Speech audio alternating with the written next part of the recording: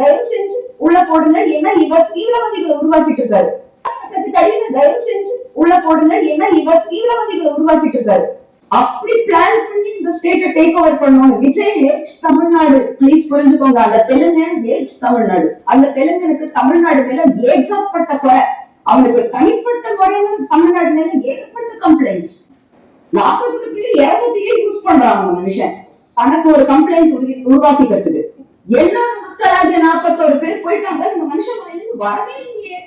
41 பேர் எங்கேயோ செத்தாங்க, அதுக்கான பழி என்ன கூட பாக்குறாங்கன்னா பேசலாம் sir. Have you noticed that's how he talks? அவனுக்கும் அந்த 41 பேர் இறந்ததுக்கும் சம்பந்தமே அந்த டிட்டாச்மெண்ட். எங்கேயோ செத்து போன 41 பேருக்கு எங்கேயோ இருந்த என் மேல பழி போடுறாங்கன்னு சொல்றாரு அவரு.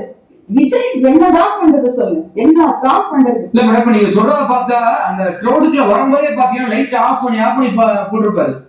ஒரு ரியாக்ஷன் பார்த்தா நீங்க சொல்றது ஒத்து போதே மேடம்.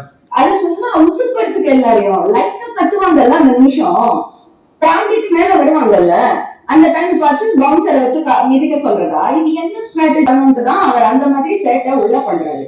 அப்புறம் அவங்க வண்டி பக்கத்துல வந்து கைய வண்டி மேல வச்சாங்கன்னா பவுன்சருங்க உடைச்சு கீழே அனுப்புறாங்க. ஏன்